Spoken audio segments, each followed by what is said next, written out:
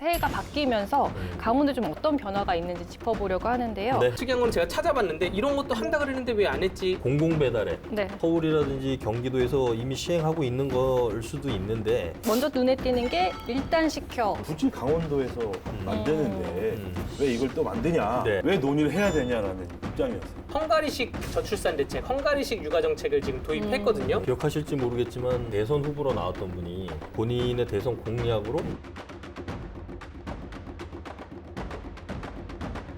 4일에 강원도가 2021년 달라지는 시책과 제도를 발표했습니다. 예. 세 분들은 이 경제활력 정책 중에 좀 뭐 눈에 가는 것 어떤 게 있으셨어요? 저는 약간 근본적인 얘기를 하고 싶은데 비단 배달뿐만 아니라 뭐 예를 들어서 공인중개 수수료 같은 경우에도 수수료 높다고 치면 국가가 이런 수수료 관련 사업을 다 할 것인가? 제 입장에서는 올려야 되는 게 맞았어요. 받는 게 거의 없어요. 생각보다. 이게 좀 안타깝다라는 생각이 좀 들기도 합니다.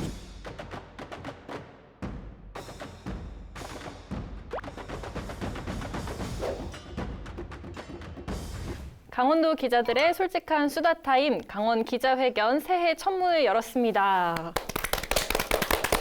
뭐 좀 달라진 것 같지 않나요? 저희. 네. 화사해졌습니다. 제가 그래 어떻게 좀 바꿔봤습니다. 이게 개편을 하는데 네. 시각적으로 일단 좀 바뀌어야 되기 때문에 일단 세트부터 한번 바꿔보자. 이렇게 긴급 요청을 해서 네. 세트가 갑자기 생겼습니다.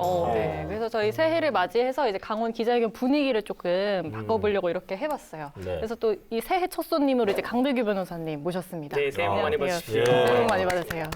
뭐 이렇게 손은 이게 뭔가요? 아 이거 골무인데 네. 건조해가지고 저희 변호사들이 사실 일을 할 때 이렇게 넘기면서 일을 하는데 네네. 오늘 방송할 때도 이 자료를 넘기면서 일을 하려고. 새해 되면은 또 저마다 목표 같은 거 세우잖아요. 뭐 올해 새롭게 세우신 목표 같은 거 있으실까요? 보통 매년 새해에 다짐하는 게 운동하고 어학인데 네. 너무 식상해서 올해는 다짐을 새롭게 안 했고요. 그냥 그 주변에 선한 영향력을 행사하는 사람이 되자. 그냥 이렇게 스스로 그냥 그렇게 다짐만 했습니다. 뭐 부장님 뭐 그래요. 저희도 뭐 지난해에 이어서 뭐 코로나 상황이 아직까지 뭐 언제 끝날지 모르는 상황이기 때문에 우리 또 케이블 지역 채널로서 또 우리가 지역사회 발전을 위해서 어떤 부분에 기여를 해야 될지 고민하고 하나씩 지금 실행해 가는 과정입니다.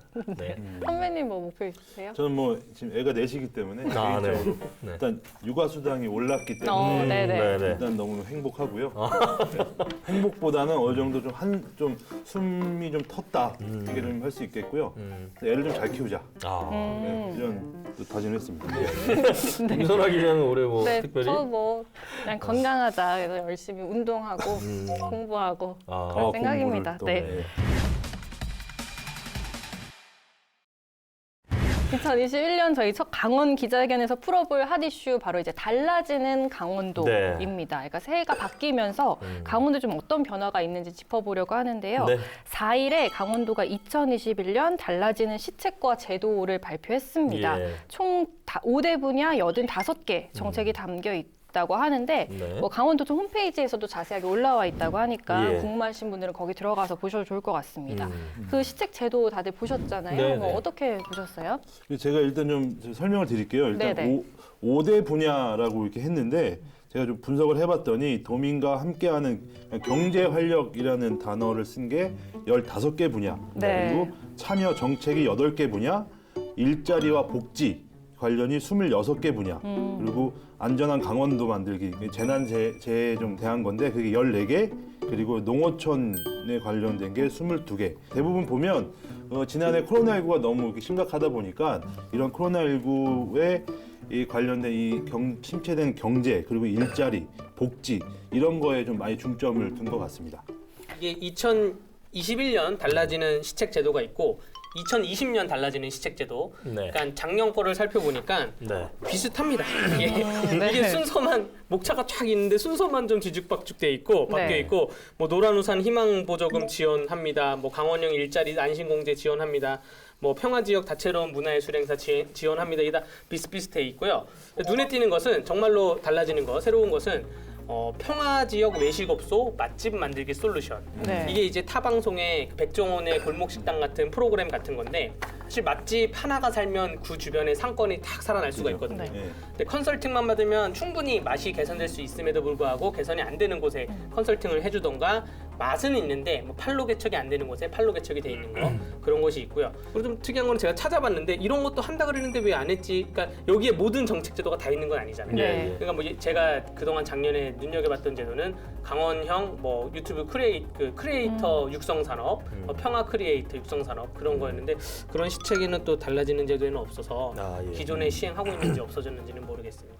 좀 눈여겨봐야 되는 거는 제가 보기에는 이게 행정 자치에 대한 부분들이 비중이 점점 더 커지고 있는 거 아닌가. 네. 그러니까 기존에는 보통 자치단체들이라고 하면 중앙정부에서 하는 것들을 이어받아 갖고 실행을 하는 어떤 개념들이 상당 부분이 있었는데 뭐 대표적인 게 좀 강원 톡톡이라는 홈페이지를 통해 갖고 정책 제안을 좀 한다든지 주민들이 직접 참여할 수 있는 뭐 조례안 제출이라든지 또 뭐 자치 입법에 대한 부분들도 이제는 비대면으로도 가능하게 좀 시스템이 좀 만들어진다는 얘기들이 네. 나와 있는 게 좀 인상적인 것 같고요. 공공배달앱 네. 이런 면들은 소상공인들하고 직접적으로 연관이 되는 부분이거든요. 물론 이제 코로나 상황에 대해서 이제 여러 가지 내용들이 좀 있겠지만 강원도가 어떤 강원도만의 어떤 시책들, 강원의 특성을 살린 시책들을 이렇게 좀 내놨다는 면에서는 조금 눈여겨봐야 되지 않을까. 네, 좀 뭐 어떤 시책들이 있는지 좀 네. 자세하게 보겠습니다. 네. 그럼 가장 먼저 눈에 띄는 게 일단 시켜 예. 배달앱. 예. 뭐 사용해 보셨나요? 이게 지금 네. 그 시행이 되고 있는 곳이 일단 속초하고 정선에서 시범적으로 운영을 하고 있는데 다른 지역에서도 뭐 춘천, 강릉, 뭐 원주 이런 데서도 왜 우리 지역은 안 하냐 빨리 뭐 이런 좀 요구들이 좀 민원이 있는 것 같아요. 그래서 네. 강원도에서 아마 상반기 중에 다른 이제 시군으로 좀 넓혀가겠다 이런 이제 단계별 계획을 좀 세우고 있는 것 같습니다. 네, 그렇죠. 춘천시에서도 이제 그렇죠. 불러봄네라는 네. 배달앱이 도입이 네, 됐죠. 이게 춘천에서도 이제 자체적으로 만든 겁니다. 지금 춘천시가. 예, 강원도에서 만든 게 일단 시켜. 네. 예, 춘천시에서 만든 게 불러봄네. 네. 이게 이렇게인데 네. 어떻게 보면 저희 좀 궁금한 게 있었어요. 네. 기자들도 처음에 이 발표를 할 때 왜 굳이 강원도에서 만드는데 왜 이걸 또 만드냐? 네, 네. 같이 쓰면 안 되냐 이렇게 했더니 거기서 가장 중요한 거는 저겁니다. 이 지역 화폐를 어떻게 사용할 수 있냐. 야. 이게 지금 강원도의 그 일단 시켜를 사용하게 되면 네. 강원 상품권을 네. 네. 주로 쓰게 되고 예.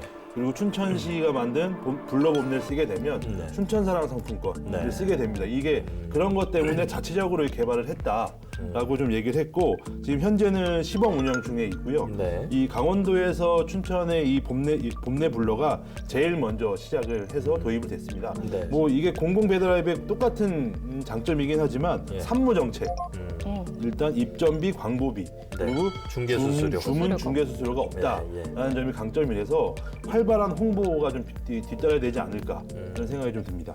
일단 지역 상인들 소점포나 이런 데는 앱은 여러 가지 유통 루트가 다른 거니까. 근데 저런 게 있더라고요. 네. 지금 우리가 민간에 쓰는 네. 그 앱을 거기를 하면 네. 거기서 이제 포장 용기 아. 이런 것들을 이제 이게 지원을 해준대요. 이 배달 안 하시던 분들이 배달을 하기 위해선 포장 용기가 제일 중요하다. 그렇죠, 그렇죠. 그러니까 기존에 그런 기술들이 없기 때문에 민간 배달 앱에서는 전문 배달 앱들은 그런 걸 그런 제공을 걸 한다. 제공을 해줘서 좀 더 수월하게 할 수 있는데 그러면은 이런 거는 역으로 공공 개발 앱이 있다면 자치단체에서 그런 것까지 같이 지원을 해주면은 더 낫지 않을까요? 저는 아까 얘기한 것 중에 이런 게 또 상충되는 게 또 어떤 게 있냐면 지금 각 지자체에서 일회용품 사용을 제한을 그렇죠. 두고 있죠. 근데 포장 용기가 다 대부분 일회용품입니다. 네. 그러면 지자체가 일회용품을 지원하는 격이 돼서 이것도 또 어떻게 할 수 있는 방법이 없고 이건 좀 해결해야 될 과제로 그러네요. 보여집니다. 이게. 예. 저는 약간 근본적인 얘기를 하고 싶은데 네. 어떠한 영역이 공공 영역이 있고 사경제 영역이 있지 않습니까? 네. 근데 공공 영역이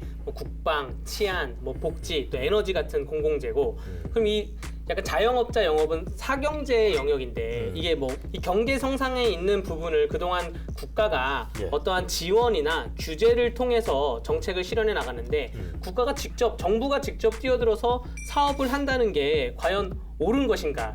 비단 배달뿐만 아니라 뭐 예를 들어서 공인중개 수수료 같은 경우에도 수수료 높다고 치면 이게 배달 수수료가 문제가 되는 것인데 공인중개 수수료가 높다고 치면 국가가 이런 수수료 관련 사업을 다 할 것인가? 대해서 근본적인 좀 의문이 있고요. 그리고 강원도가 그럼에도 불구하고 이 강원도 시책 제도를 발간하면서 보면 배달앱이 1번에 있어요. 네. 그러니까 이게 이제 도민들이 가장 관심 있으니까 1번에 든 것 같은데 일단은 뭐 시행을 해 나가면서 차차 그 자리를 잡아가야 될 것 같습니다. 이건 뭐하고 연관이 돼 있냐면 지금 일단은 지역 화폐, 지역 상품권하고 좀 연관이 좀 크다고 봐야 될 거고요.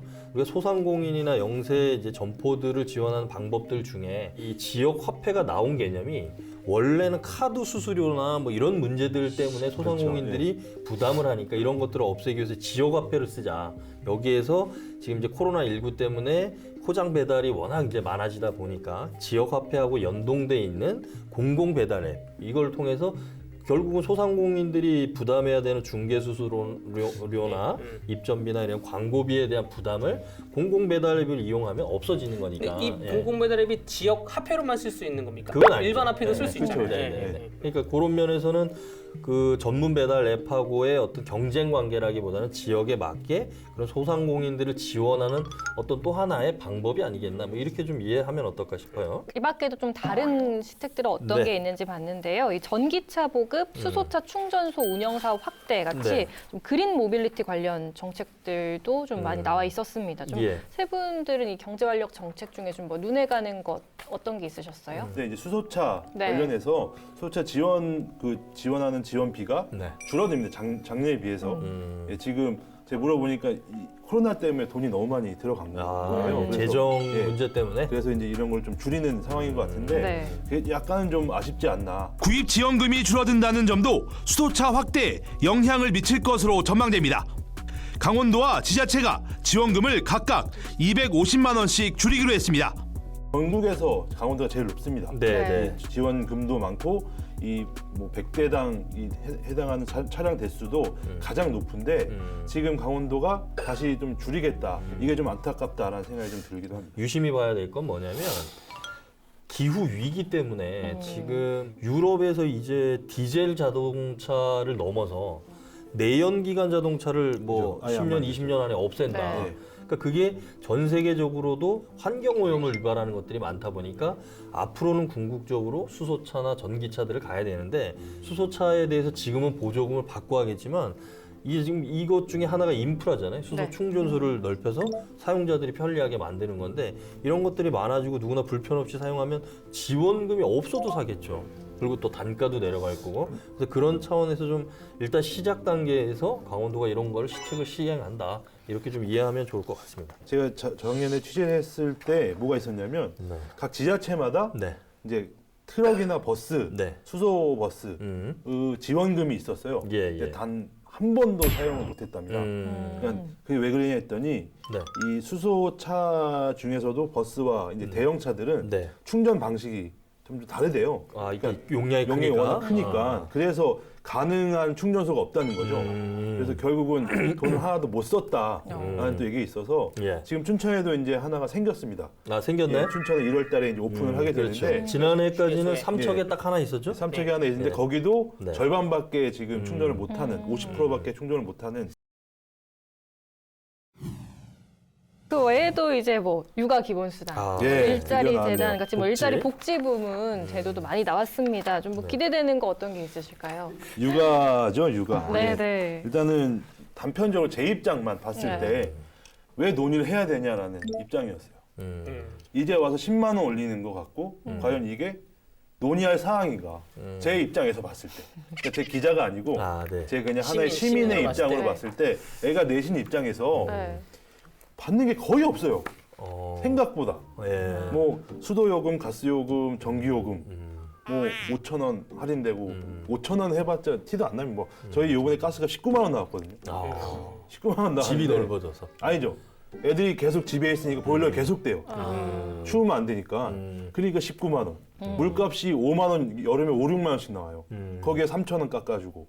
그래서 요 10만 원 올리는 것 같고 이번 도의회에서 정말 말이 많았잖아요. 네. 올려야 되니 말아야 되니 그리고 정당에서도 정당별로 올려라 말아라 뭐 이거는 포퓰리즘이다 뭐 이런 게 많았는데 네. 제 입장에서는 올려야 되는 게 맞았어요. 저 근데 기사 한 줄도 안 썼습니다. 네. 이해관계자. 가만히 예. 네. 요즘 근데 육아기본수당 10만 원 가지고 싸우는 게 약간 정책 트렌드에 뒤처진다고 보는 게 지금 다른 지자체, 전국에 있는 그죠. 다른 지자체들이 헝가리식 저출산 대책, 헝가리식 육아 정책을 지금 도입했거든요. 네. 예를 들어서 그 혼인을 하면 그 소정의 금액을 지원을 해줍니다. 예를 들어서 5천만 원이든 1억이든 지원을 해주면 대출처럼 이렇게 예, 해주는 대출처럼 거죠. 대출을 해줘요. 아이 한 명을 낳으면 이자가 면제. 그죠. 아이 두 번째 아이를 낳으면 뭐 원금의 원금의 30% 면제, 뭐 50% 면제. 아이 세 명을 낳으면 원금 전액 면제. 그러니까 정책이 국민에게 유도하게 하는 거죠. 뭔가 지원을 해주고 무엇을 했을 때 뭐 감면을 해주던가 혜택을 더 주던가 이런 유도 정책이 요즘 많이 논의되고 있기 때문에 지금 그 강원도도 아마 이런 부분이 강원도에 계신 그 유능한 공무원들께서 이미 보고를 다 올렸을 것이라 저는 생각이 듭니다. 그래서 지금은 10만 원 때문에 싸우고 있지만 네. 더 이런 좀 더 어떻게 보면 파격적이죠. 기억하실지 모르겠지만 언젠가 그 대선 후보로 나왔던 분이 그 본인의 대선 공약으로 결혼만 하면 아파트 한 채씩 내 주는 눈을 거. 바라봐. 네. 근데 사실은 그게 그 당시만 해도 되게 황당한 공약으로 여겨졌어요. 그만큼 우리나라가 급격한 인구 감소, 또 저출산 문제 이게 심각하다 보니까 여러 가지 대안들도 나오는 것 중에 하나가 현금성 복지 예산이었거든요. 그러니까 강원도가 지금 전국에서 처음으로 그 당시 처음에 들고 나왔던 게 육아장려 수당을 70만 원을 주겠다. 근데 이게 보건복지부에서 너무 많다. 그래서 줄여서 30만 원 된 거잖아요. 근데 이게 사회적 공론화가 계속 일어나는 거죠. 그러니까 그들 처음에 몇 년 전만 해도 이게 되게 황당한 공약이고 저거 무슨 뭐 저 봉이 김선달도 아니고 어디서 돈을 그렇게 재원을 마련하겠다는 거야 했는데 지금 생각해 보면 허황된 것도 아니라는 거죠. 저희가 뭐 눈에 띄는 정책들 얘기 나눠봤는데요. 뭐 네네. 자세한 정보는 강원도청 홈페이지에서 2021년 강원도에 달라지는 시책과 제도 확인해 보시면 될 것 같습니다. 네. 올해부터는 네. 저희가 한 줄 평과 아, 헤드라인 네네네. 대신에 예. 기사를 소개해서 점점 동료나 어려워집니다, 뭐 다른 진짜. 강원 기자분들을 소환해보는 어려워져요. 시간 가져보겠습니다. 네. 그래서 네. 뭐 이번 주 직접 뽑은 기사, 뭐 기자 네. 누가 네. 있을까요? 지난주 금요일부터 엄청 추웠잖아요. 네. 거의 최강 한파. 네. 지난주 뭐 계속 그랬죠. 예. 예. 그래서 북극발 최강 한파의 강원 꽁꽁. 여기까지는 되게 뭐 그냥 네. 무난해요. 예. 향로봉 체감 온도 영하 44.1도. 가능? 이게 시베리아예요. 44도면 네. 그러니까 그런 말이 있어요. 영하 20도나 영하 40도나 추운 건 매한가지야. 네. 그렇죠. 영하 10도도 춥죠. 요만큼 네. 차이다라고 있는데 근데 이 수치상으로 보면 44.1도면 거의 기록적인 한파입니다. 자, 이거 누가 썼죠? 체감 그 온도가- 기자도 저 설명을 우리 해주세요. 연합뉴스 네. 우리 강원 취재본부의 네. 양지용 기자. 양지. 아. 예. 예, 저는 그 요즘 최근 강원도 내 키워드는 그 철도 그리고 지역 축제, 알펜시아 매각 관련이라고 생각을 했는데 네. 그 중에 제가 고른 것은 강원 도민일보 1월 11일자 로컬노믹스에 있는 권소담 전소연 기자님이 두 분이 쓰신 축제 없는 겨울 5천억 경제 효과 증발이라는 것이고요. 도내 7개 축제를 분석을 하셨어요. 그러니까 관광객 205만 명이 와야 되는데 안 오고 직접 소비가 1,300억인데 1,300억이 안 됐고 그 간접 효과로 5천억 이상이 날라갔다. 네, 이렇게 네. 리포팅을 쓰셨더라고요. 저는 네. 아무래도 이제 첫 시간이니까 저희 기사를 아. 네. 네, 저랑 성기석 선배랑 같이 이어서 만들었던 리포트가 있는데요. 코로나의 최강 한파까지 걱정 더 커져였습니다. 그때 영하 20도까지 내려가서 최강 한파였을 때 선별진료소에서 이제 고군분투하시고, 그렇죠. 근데 반면에 또 안전 불감증으로 아, 춘천에 네, 있는 네, 얼음 네. 낚시터에서 사람들이 모여서 얼음 낚시하고, 또 반면에 스키장은 사람이 워낙 없어서 뭐 겨울 특수는 다 물 건너갔다 뭐 이런 네. 내용의 리포트였는데요. 실제로 좀 지금 현재 상황을 많이 보여주는 것 같은 리포트여서 가져왔습니다. 저는 기사는 아니고 프로그램을 하나 갖고 왔는데 저희가 지난주부터 LG 헬로비전 지역 채널에서 매일 아침 9시 55분부터 10분 정도 강원도 코로나19 일일 상황 브리핑을 저희가 생방송으로 합니다. 네. 거기에 이제 최문순 지사가 직접 진행자로 등장을 해서 매일마다 강원도에서 발생한 코로나19 현황을 브리핑을 하시고 그다음에 뭐 도민들에게 알려야 될 다양한 이제 정보들을 제공을 하는데 이런 부분들은 좀 더 늘어나야 되지 않을까. 우리 지역 채널도 공익적인 관점에서 도민들에게 이런 실시간 정보들을 이런 걸 좀 제공한다는 그런 좀 보람도 있는 것 같고요. 그래서 저는 개인적으로 코로나19 강원도 일일 상황 브리핑 네. 이 프로그램을 우수 기사로 좀 팔은 안으로 굽는다. 네, 많이 좀 봐주셨으면 좋겠어요. 네. 속 시원하게 할 말은 하자. 강원도 열혈 기자들이여. 눈치 보지 말고 강원 기자회견으로 모이세요.